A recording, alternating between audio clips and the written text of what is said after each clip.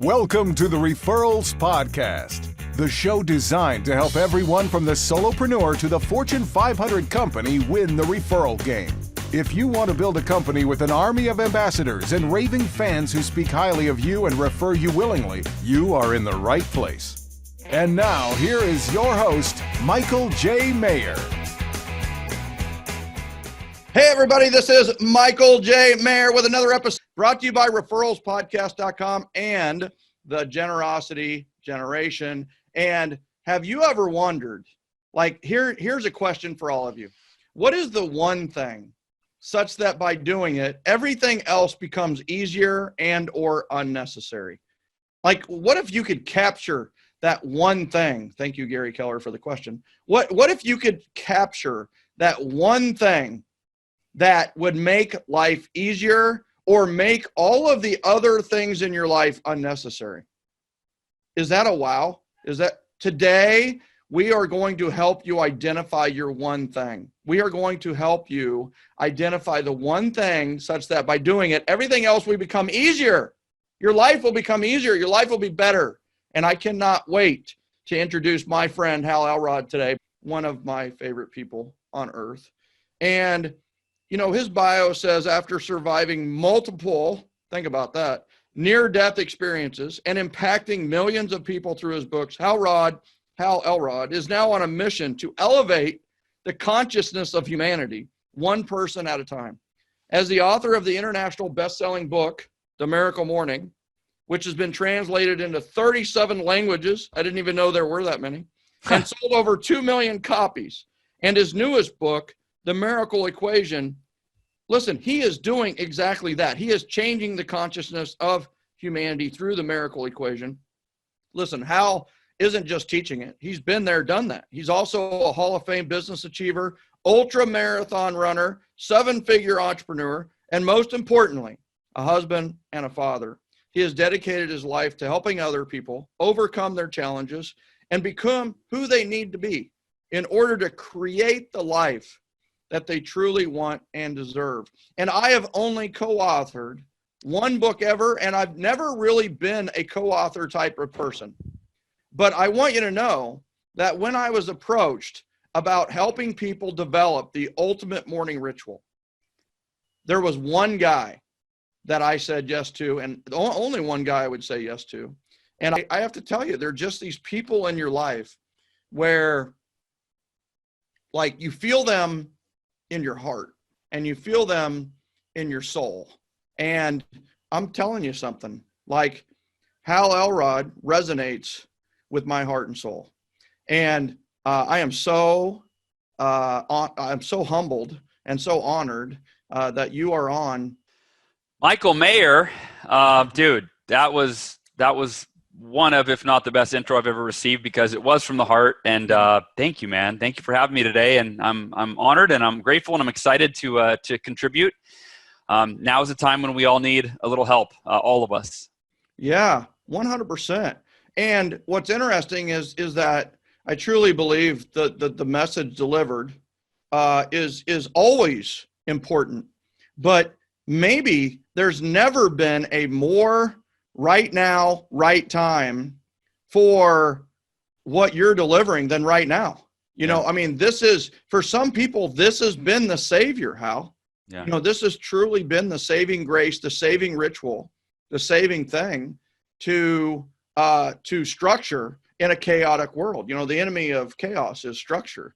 Yeah. So, you know, you've had not one, but 2 near-death experiences. And so, you know, what happened and what was the most impactful lesson that you learned from these experiences? And I mean, 2 near death. I've had 1 near death, and there's no competition here. I want you to know, you win. You know, you've got your 2 near death. Work harder, Maher. Work harder. Die more. Die more. Yeah, no, none of that. Right. So tell us about those. Yeah. So the first one I I was 20 years old, and I was driving home after I gave a speech at a company conference. I worked for a sales company, Cutco, you're very familiar, when I was 20, and gave a speech at a conference, left that night, got hit head-on by a drunk driver at 70 miles an hour. My car spun off the drunk driver, and the car behind me crashed into my driver's side door at 70 miles an hour, and instantly I broke 11 bones, fractured my eye socket. I mean, you name it. I was broken and left for dead, if you will. I began losing a lot of blood, and that night I bled to death. I was dead for 6 minutes approximately on the side of the freeway. After they had spent an hour, I was trapped in the car. They had to pull me out of the car, and my heart stopped beating, and they revived me on the scene, airlifted me to the hospital, and I came out of a coma 6 days later with metal rods in my arm and my leg and my elbow and plates in my eye, and told I would never walk again. And based on the mindset that, I just decided that I was not going to let anyone else tell me what my fate was, that I was going to, through faith and through, perseverance and optimism, if you will, I was going to do everything in my power to make happen what I wanted to happen. And 2 weeks after the crash, the doctors came in. They couldn't explain it. I took my first step and went on to recovery. The second near-death experience was 3 years ago. I'm 40 now. I was 37 years old. I was diagnosed with a really rare aggressive form of cancer, and I was given a 10% to a 30% chance of surviving. And I don't care if you're single or but for me, having kids, right, being told you have a 70 to 90% chance that you're going to die, Hal, in the next few months. And, I know you watched my journey. I almost died quite a few times, but I'm now cancer-free, and after enduring the most difficult time in my life. And the decision I made the day I was diagnosed with cancer, which really, really exemplifies the lesson that I would love to share because it's so relevant now. I told my wife when she was out of town when I found out I had cancer.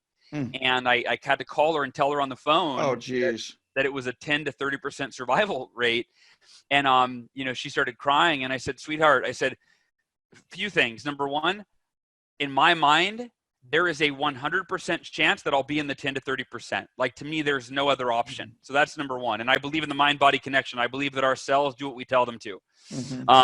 And I said, number two, I said, I promise you, sweetheart, and this is really the lesson for all of us. I said, I will be the happiest and the most grateful I have ever been while our family endures the most difficult time in our lives. And that is the lesson that I learned it was the same thing when my car accident. That's when I first learned it, that even in the midst of the chaos and the fear and the uncertainty and not knowing what the future holds and having the future look even grim or the current reality be grim, we always have the choice, the responsibility, and the opportunity to choose what we're going to focus on. And in life, we could focus on all the things that make us feel bad and all of our problems and faults and fears, or we can focus on all the things that make us feel good, all that we have to be grateful for, optimism for the future. And neither is more realistic than the other, but which you focus on becomes your reality. And so I've been really working on that now in the midst of a lot of chaos and uncertainty. Is the one thing I'm in control of. The only place real certainty exists for you, if you're watching, and for all of us, is it's our inner world. It's not the outer world, right? There's a hell of a lot of uncertainty in the outer world, but we get to wake up every day and we get to choose, what am I going to think about today? What am I going to focus on? What am I going to feel? Who am I going to be? And therefore, what life am I going to live? And that's our responsibility, and it's our opportunity. So, wow. And it's one of those where, you said you could have gone into the pity party. You could have gone into the why me on both those situations. And the thing that I really like about the quarantine times right now is that, the why me is universal.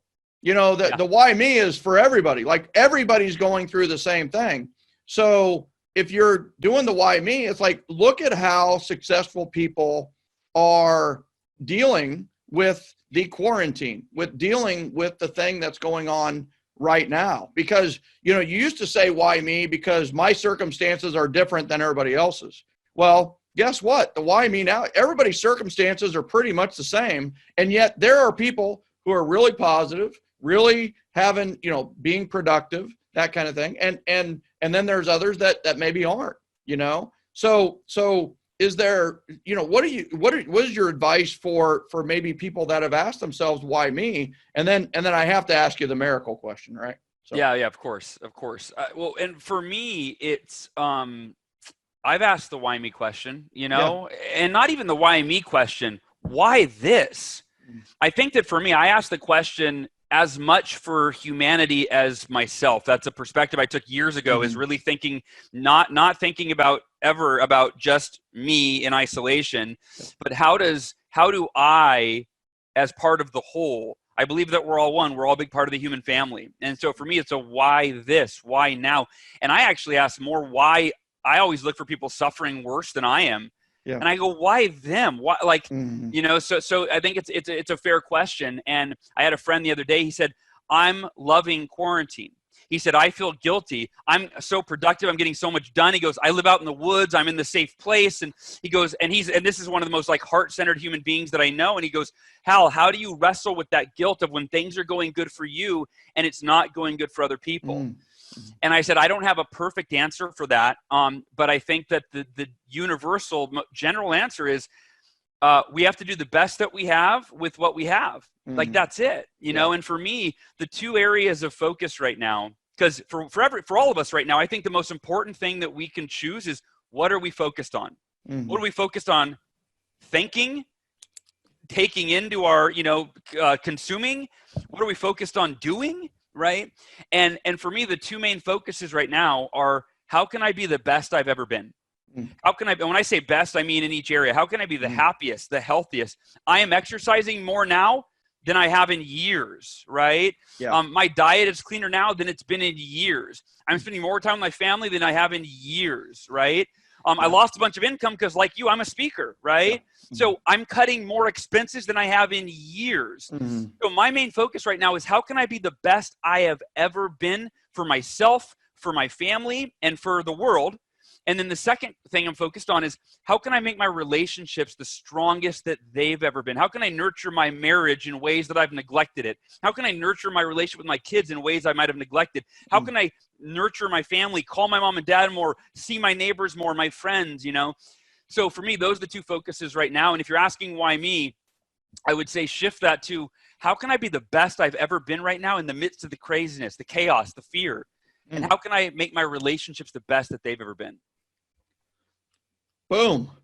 I mean, drop the mic. Please don't. We got to keep going. But especially since it's on your head. It's attached to my head. Yeah. Please do not drop that. But your most popular books are titled The Miracle Morning and The Miracle Equation.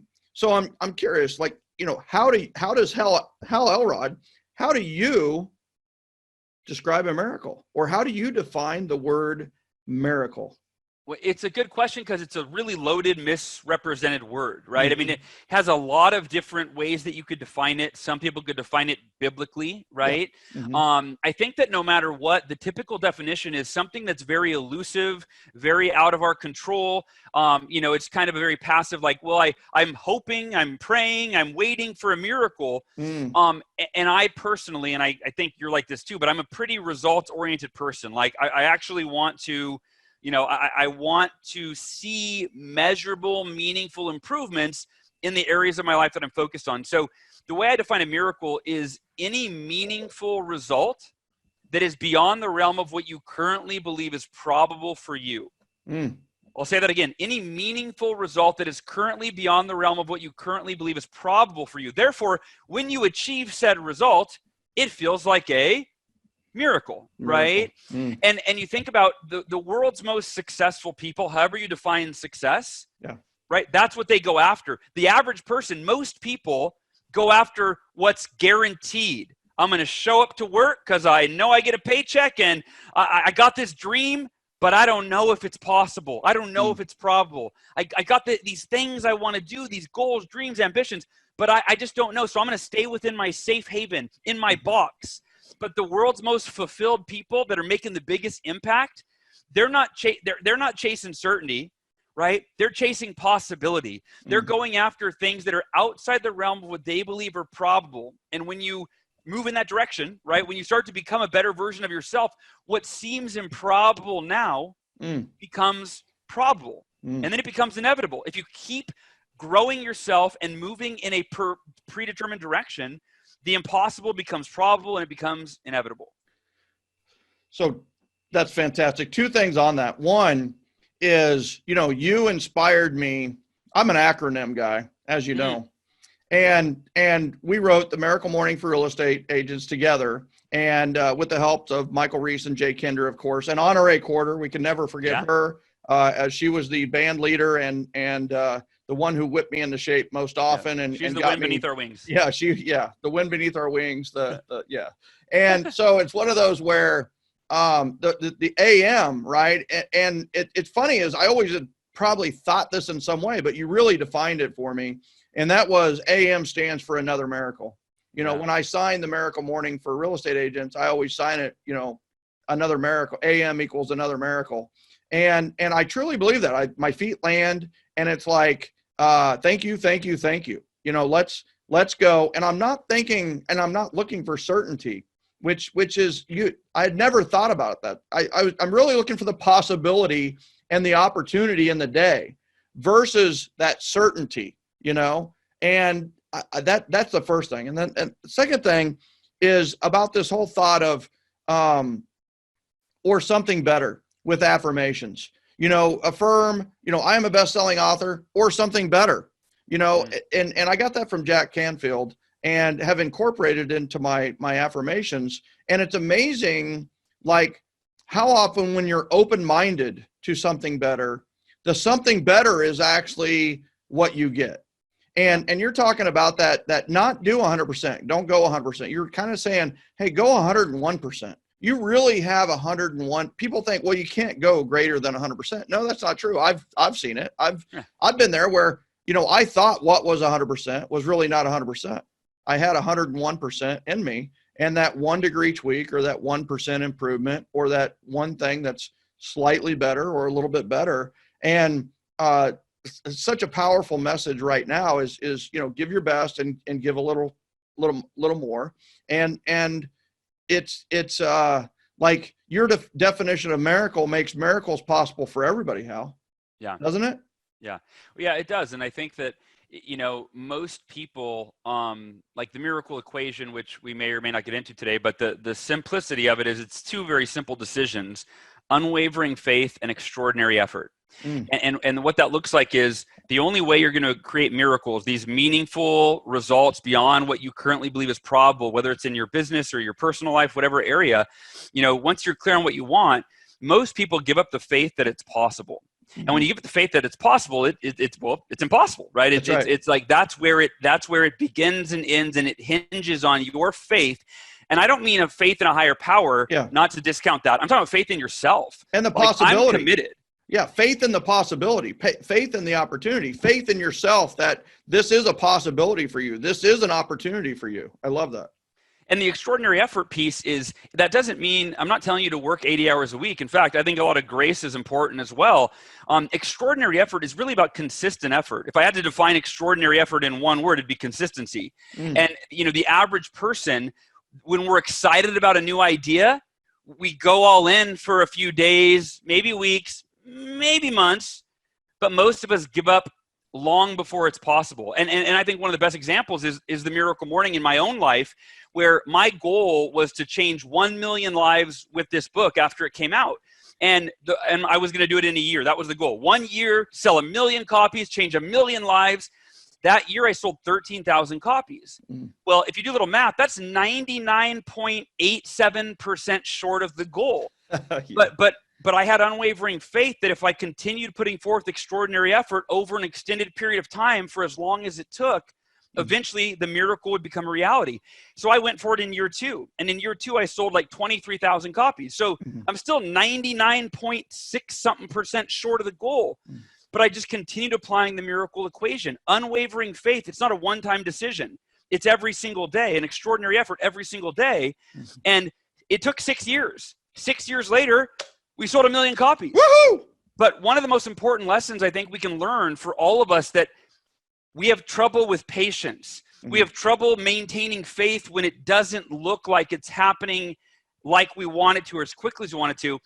And here's, I think, such an important lesson. When you finally get to the point in your life that you've been working so hard for so long, whether that's improving a marriage or it's financial success, getting a business off the ground, launching a nonprofit, whatever it is, when you finally get to the point in your life or your business you've been working so hard for so long, you almost never wish it would have happened any sooner.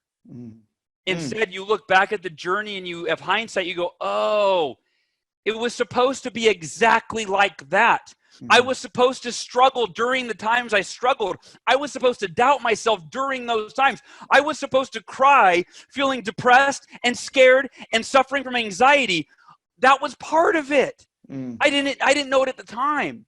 But I'm encouraging all of you to consider that now. Whatever it is right now that you're going through, that you're working toward, if you take this entire episode so far and decide, I'm going to focus on what I can control, my inner world. I'm going to optimize my mindset. I'm going to focus on feeling as grateful and positive as I can in the midst of the things that are challenging me.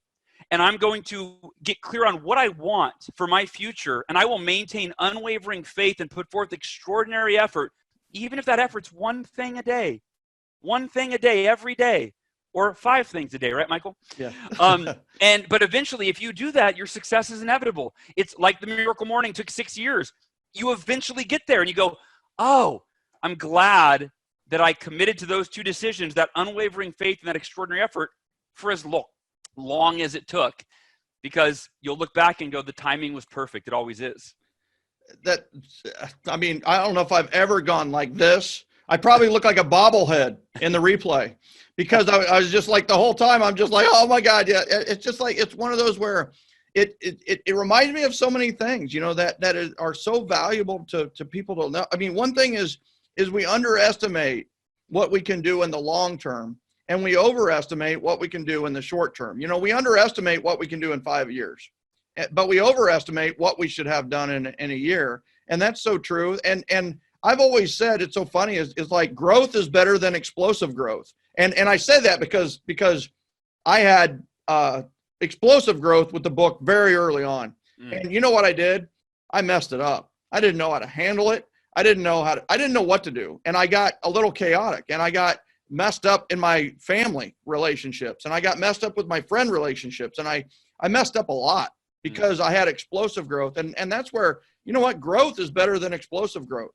And that's the whole 1.01 is, I did Hal, you'd appreciate this, though we did promise all of our viewers no math today. There's going to be a little math is, 1 to the 366 power is just 1 times 1 times 1 times 1 equals 1. At the end of the year, you're the same place you are if you're not making a little bit of improvement every day. But it doesn't need to be, we don't need to go to 2 to the 366 power. What if we just did 1.01 to the 365th or 366th power? Well, here's the thing. That's 38, Hal. It's 38. 38x is what we get if we make a 1% or 1 degree improvement on a daily basis. 38x. You're 38 times better. You're 38, times ahead of where you started with just by doing 1.01, the 1% or the 1 degree tweak that you make on a daily basis. And don't go for massive growth in a day.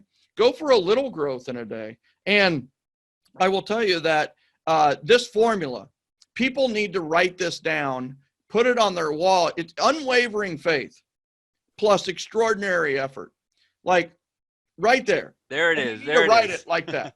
That's how about this? Did you notice that Hal did not bury the lead? He didn't make you wait for the miracle equation. You didn't have to read through 192 pages to get the miracle equation. The miracle equation is on the front of his book. It's like, here it is, so that's the kind of guy he is, right? It's like, all right, you want to learn more about, here's the equation. You want to learn more about it, read the book. If not, here it is, Yeah. And it's like, that's so powerful. So, what do you say to someone who maybe doesn't, let's go to the morning, the miracle morning. Miracle morning, right? Yeah. So let's focus on that a little bit, and then I want to go back to the miracle equation, if that's all right with you. Does that work? Yeah. In fact, the miracle morning right now, I think maybe more important than anything. So I'm happy to spend as much time as we need on that. I appreciate that, and of course, how big a believer I am in the miracle morning, right? So it's like, what do you say to someone who maybe doesn't consider themselves a a morning person, you know? Yeah. Yeah. Let me lay this out. So, the first I would say join the club. Yeah. The Miracle Mornings practiced now by over 1 million people in over 100 countries, and the book sold 2 million copies now. It just keeps going. Yeah. And I was once asked in an interview, similar question. They said, what percentage of the Miracle Morning community, people that are waking up early and doing these practices, what percentage of them were already morning people when they read the book? So it was an easy transition. They just stopped checking Facebook and instead they meditated and journaled and exercised and whatever. And what percentage, they said, were not morning people. So this was like a radical overcoming of like a limiting belief. And I didn't know the answer. And I thought I should know. So I surveyed the community, which was probably in the hundreds of thousands at the time.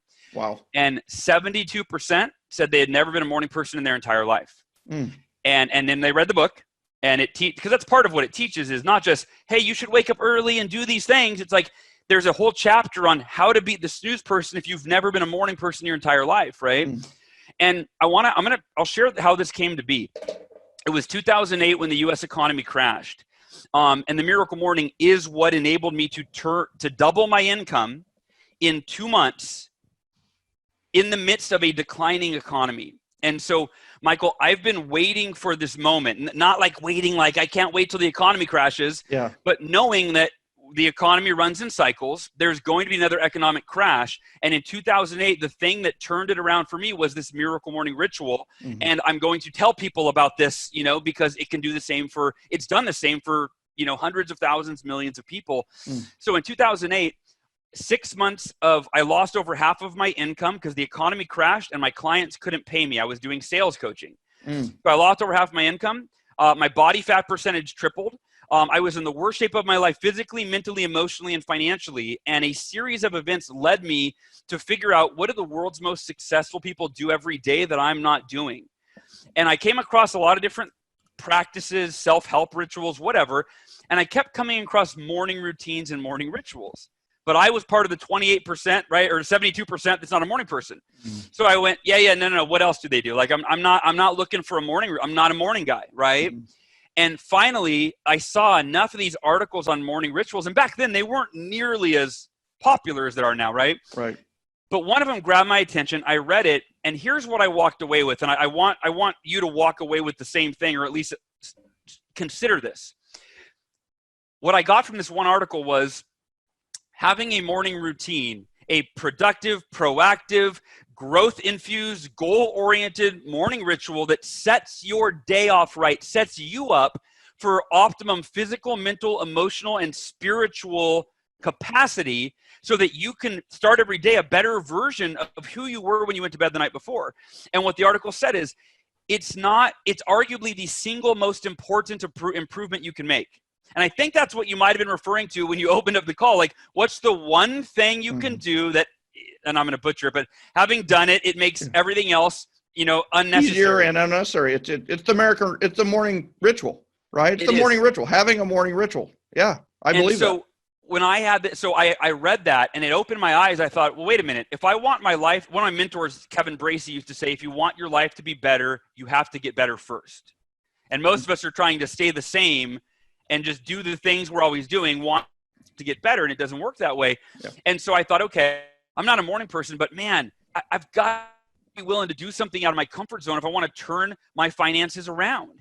And so I went and started reading every article I could on how do you wake up early? How do you beat the snooze button? What's the best morning ritual? What are the best practices for personal development? And I had a list of 6 practices. I was looking for one, like what's the best one? But I had a list of 6, and I went, well, I don't know which of these is better than the other. They're all pretty convincing depending on who you ask. And then my epiphany was, I went, what if I did all of these? What if I woke up tomorrow, I did 10 minutes of the 6 most proven development practices in the history of humanity? And these are organized in the acronym SAVERS: silence, affirmations, meditation, prayer, meditation. The A is for affirmations. The V is for visualization. The E is for exercise. The R is for reading. And the final S is for scribing, which is a fancy word for writing. And I went, what if I did not just one of these life-changing practices? What if I did all of them? And I woke up an hour earlier the next morning, And for those of you that are still intimidated, like, I'm not a morning person, I can't get up. For me, the time I was most excited was to wake up in my life was as a kid on Christmas morning, right? Think about that. If you celebrated Christmas as a kid, was it hard to get out of bed? Now, if you didn't celebrate Christmas based on your faith or whatever, think about a morning vacation, first day of school, any time in your life where you had something you were so excited to wake up for the next day. Yeah, you're going fishing with your dad, right? You're going fishing with your dad. You're going cooking with your mom. You're waking up and you get up a little bit earlier just naturally because you're just so excited for the day to start. Yeah, it's not hard to get out of bed on those days. No. So that night I went to bed like a kid on Christmas morning. I couldn't wait to try out this ritual. And the next morning I woke up before my alarm and I jumped out of bed with all this energy. And what happened was this. My first day, I sucked at all of it. I didn't know how to meditate. Affirmations felt goofy to me the way they were taught. You know, what do I tell myself, I pump myself up. I'm amazing. I'm this, I'm that. And as you know, in the book, I teach a very actionable affirmation formula. But I go through all the process. I sucked at all of them. But even sucking it up on my first day, I went from being depressed and afraid of my financial future to I felt calm and clear and inspired, motivated and confident, energized. And I thought it's only a matter of time. If I do this every day before I can radically transform my life. And I was thinking, like you said, 1% better. I was thinking this was 6 to 12 months. Eventually, I'd get a little better. I'd figure this money thing out. I focused on my business. In less than 2 months, I more than doubled my income, started training for an ultra marathon, and I wasn't depressed in a matter of days. And I went to my wife and I said, sweetheart, this morning routine, I just signed another client. It's like a freaking miracle. She goes, it's your miracle morning. And I go, I love that. But it wasn't a book idea. I just wrote it down. Yeah. Miracle morning every day. And then, long story, not much longer. Eventually, I started teaching it to my clients. All of them, almost all said, I'm not a morning person. They gave it a try. They had the best week in their sales career. Again, in the down economy, right? They started running again. They started reading again, or for the first time. And they all came back and said, Hal, I wasn't a morning person. Now I am in a week. It's a game changer. And that's when I went, I have a responsibility to write this into a book and share it with the world. And now, I never imagined it would reach what it's done, but I really believe, and I'm seeing it every day in the Miracle Morning community, now more than ever. In fact, my podcast that comes out tomorrow is called Why You Have to Double Down on Your Self-Care. Now, it's so easy when life gets stressful to push aside our self-care practices and be like, I don't have time to exercise. I'm in scarcity mode. I'm in fear mode. Now is when you have to double down, and it's more important than ever that you wake up every day and dedicate time to put yourself in an optimum physical, mental, emotional, and spiritual state so that you can bring your best self to those you love and those you lead and everything that you do. So how many times can you drop the mic during a presentation or this is a live interview, people. He's not reading off a teleprompter. That's coming out of his heart and soul, So just to repeat the savers as I wrote them down. Yeah. S is for silence, which includes meditation, prayer, or just quiet time. Yeah. The A is for affirmations, and maybe we dive in a little bit more on I'll dive in on that if you want. That's my favorite one. Yeah. And then the V is for visualization and vision boards and really getting clear on, what you want the future to look like. And then you have the E for exercises, which is so critical. And I've discovered that by exercising in the morning, it's delivering more energy throughout the entire day, though I will crash at night and sleep better because of the exercise that I'm doing in the morning. And then there's reading. And then I have a quick question on reading before we do affirmations. Okay. And then the S, which is scribing. And essentially that's journaling. Some people do scribbling. There's the bullet journal. Some of these people that are doing the bulletproof journal, they're artists. I mean, it's not just a writing thing. It's a drawing thing. And I will tell you, my son is one of those who prefers to draw over journal, even though it's kind of a combination of the two. So it's beautiful, So under the reading, do you suggest nonfiction or fiction in the morning? I suggest nonfiction in the morning and fiction in the evening to let your mind wind down and not race, just get lost in a story. And I do think we're all one book away from, a strategy that can change our life, right? Like it only takes one idea, one strategy. Like for me on quarantine, I realized that right now my marriage is crucial, when we're close together and being a great place for my kids. So the main book I'm focused on is called Conscious Loving, because, right, I wanted to read that, right? That's where I started the quarantine, was reading that book to make sure my wife and I were communicating really well. One book, few ideas, it's a game changer, Love it. So let's go back to affirmations, and it seems like this has not only this whole concept of affirmations has evolved so amazingly in the last 10 years. Yeah. It is really something that was very woo-woo and foo-foo back in the day. And now it's like, the most logical, strict thinkers in the world are talking about the powers of affirmation. So how is the affirmation evolved for you, as a leader in the Miracle Morning and a leader of this morning ritual that includes affirmations? When I first learned affirmations, I think there's two really big problems with the way that affirmations have been taught for decades. And this is why most people, scoff at them, think they're cheesy, goofy, or if they try them, they feel inauthentic. Number one, we're taught to phrase it as a lie to ourselves in order to trick ourselves into believing it. If you want to be happy, just say, I am happy, I am happy, I am happy, I am happy, until you believe it. If you want to be wealthy, just say, I am wealthy, I am wealthy, I am wealthy, right? But if you're not happy and you're not wealthy, then your subconscious goes, no, you're not, no, you're not, no, you're not, no, you're not. And you're fighting reality, right? You're like, shut up, I'm doing affirmations, So number one, lying to yourself is never the optimum strategy because the truth will always prevail. Number two, we're taught to use this flowery, passive language that makes us feel good in the moment, but is counterproductive to results. What I mean is this. We've all heard the affirmation, probably some sort of it, with money. I am a money magnet. Money flows to me effortlessly and in abundance, right? That might make you, if you're broke and you're like, oh God, that feels good. I just imagine money flowing to me. My problems are solved. That feels great, which is why you do it every day. But check your bank account balance in a week and you're like, why is it not improving? Because you're affirming a fantasy that's not going to happen by itself.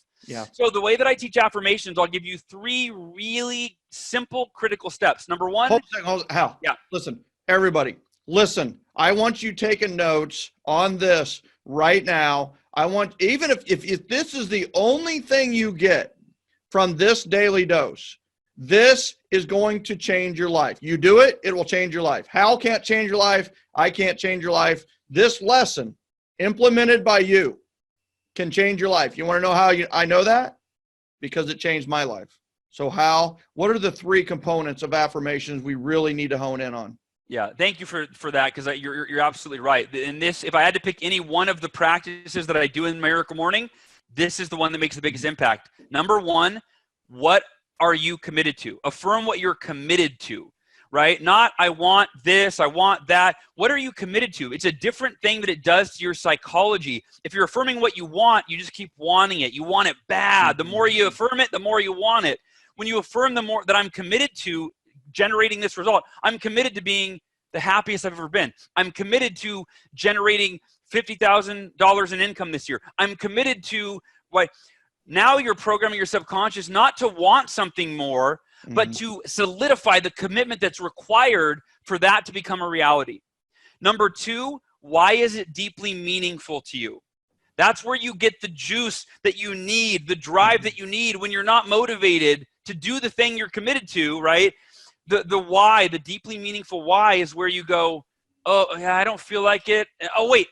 Oh, yeah, it's for my kids. It's for my family. It's for my highest good. It's for humanity. There's no other option, right? And then number 3 is, which specific actions are you committed to taking and when? So number 1, what are you committed to? And do this for each area of your life. It can just be a few sentences for your business and your finances, for your marriage, for your happiness, for your health and fitness, right? For each area of your life. What are you committed to? Why is it deeply meaningful to you? And what are the specific actions you're committed to taking and when?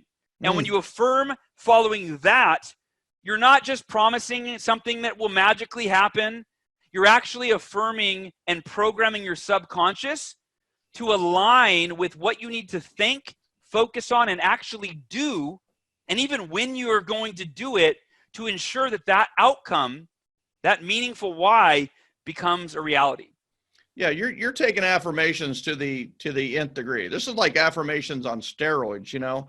And so on the I am committed to, like, can you give me or an example of one of your students or clients or from your own life that how do you finish that sentence, right? I am committed to what? Like, how does that finish? Let's give an example. I know that, like me personally, I learned this best by an example. So, you know, I know there's a lot of people that are watching right now who learn best by example. Yeah, so I'll go back in time. When I first began this affirmation process, it was before I did Miracle Morning. It was my last year in sales with Cutco.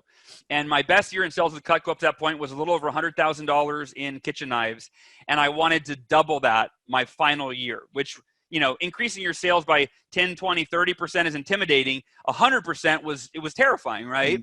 So following this formula, I am committed to selling $200,000 of Cutco this year. And I always end that statement, by the way, with no matter what, there is no other option.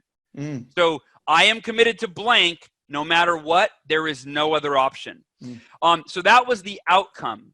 The why was, it wasn't for the money. It wasn't for the recognition. It wasn't for the accolades, the trips, the things I would win. It was because doing so will enable me to develop the qualities and characteristics that I need to achieve everything else that I want for the rest of my life. I can't think of a more meaningful why than that, and one that's universal for all of us. I'm committed to that why so that I can develop the qualities, the characteristics, the habits that will enable me to accomplish everything that I want for the rest of my life. And then the third thing is I will make 20 phone calls a day, a minimum of 5 days per week, upwards of 7 days per week for the entire year, no matter what, no other option. So it was what I was committed to, why it was something that my soul, there was no talking myself out of it every day when I read this. I was reminded, oh yeah, there's no other option. This isn't just a goal that I want. This is my mission in my life this year to become the person that I need to be, who is capable of everything else that I want. And and on the flip side, if I don't follow through with what I'm affirming, who knows? Who knows who I'll be and where I'll be, right? Like, I'm literally sacrificing the gifts that I've been given and sacrificing the future that I want because I'm not willing to do what I'm reading right now. So for me, those affirmations are, those are arguably, without those, I don't think I would have done half of the things I've done in my life. Oh, I mean, what you did, I mean, what you have is this crystal solution for goal achievement. I mean, it's funny is, you know, you named your podcast before you even kind of got going is achieving your goals, you know, and what's amazing is how the affirmations align perfectly with achieving goals. You know, these aren't affirmations. They're like goalmations or goalations or something. But it's just amazing that, I mean, look at that is like, you're not talking about having 25 affirmations that you read in the shower and you know, I am happy, I am cute, I am taller, I am, you know, skinnier, I am Brad Pitt reincarnated. Okay. You know, but it's one of those where it's like, you know, I love the specificity of what you have taken with affirmations. It's not just I'm happy, right? It's I'm achieving this, and with it comes all of the characteristics of happy people. You know, the perseverance, if you can sell $200,000 in knives, you can sell any idea you have anytime to anybody. Trust me on that, right? You're selling knives. So, I mean, no offense to the knife sellers out there. We have a bunch in our group. But I mean, if you can sell knives, sure, you can sell anything. And I truly believe that. And that's why the vector marketing people are such great hires and do so well in life. And that is because, you know what? They've learned an incredibly powerful skill, and the characteristics of successful people are in them, which is, you know, perseverance and not being afraid and doing it anyway. And here's what my comment is for the comment. So those of you that are watching, listening, even on the replay, I want you to write your commitment statement in the comments below. So I am committed to. His example was, I am committed to selling 200,000 in Cutco this year, no matter what, no other option. So what is your commitment? And for those of you that have seen me teach before, I teach two sets of goals. I teach results goals and I teach activities goals. Results goals are the results. That's the $1 million club. That's the 100 million in real estate. That's the 187 transactions. Those are results. The only way to get results are through activities. So we're going to focus on the activities goals, and the activities goals are 20 calls a day, or the daily 5, which we talk about a lot on here, which is the identify, call, do a VIP form, send a handwritten note, invite them to your Facebook group, right? So it's like, what are you committed to? What is your results goal? And I want you to put that in the comments. Now, some of you are overachievers, you're high achievers. Do the whole smorgasbord. I dare you. I double dog dare you to put in your commitment statement, your because or your why, and the I will. What will you do to achieve the thing that you are committed to? How? You are a gift. I truly believe that. Like, I called you the miracle man in the titles for today, and you are the miracle man. You know, Einstein once said, and I'm probably going to butcher this, but he says you can live life as if nothing is a miracle, or you can live life as if everything is a miracle. And what you are helping people do is realize that their life is a miracle, and that everyone, truly for everyone, miracles are not just a possibility, maybe not even a probability. They're almost inevitability if they follow the equation, if they follow the formula that you have laid out in front of us. Everyone can experience miracles every day. Think about that. Yeah. You know, so you're the man. Like, Thank you you, are brother. the man. Thank you. I appreciate you. And for me, the miracle morning is, I'm actually practicing it right now. I'm doubling down on it myself. I actually have pulled out all my journals from 2008 to get back to a beginner's mindset, because for most of us, you know, the longer we do something, we get away from the fundamentals that got us to the dance, so to speak. And so I realized that my miracle morning was too advanced. It was too far away from what it had been. So I've actually, it's funny, I've regressed. I am rereading the miracle morning. I'm on chapter 2. I'm rereading my own book, it's interesting because I wanted to get back to, you know, the mindset that I had in 2008 when I used it to overcome all of my financial challenges and mental and emotional challenges. And I wanted to, so I'm using my own, you know, my own practice right now. And it's working for me too. That's funny because it's something that we've done within the team over the last couple of months as well, is double down on 7L. You know, is we need to be doing the strategies of 7L with our community.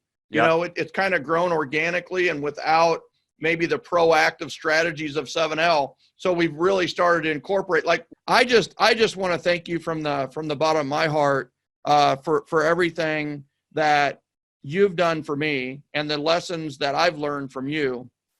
And I just really, really want to take this time to just publicly express my appreciation for the magic that you have made happen for me and the way that you've changed my life. So thank you.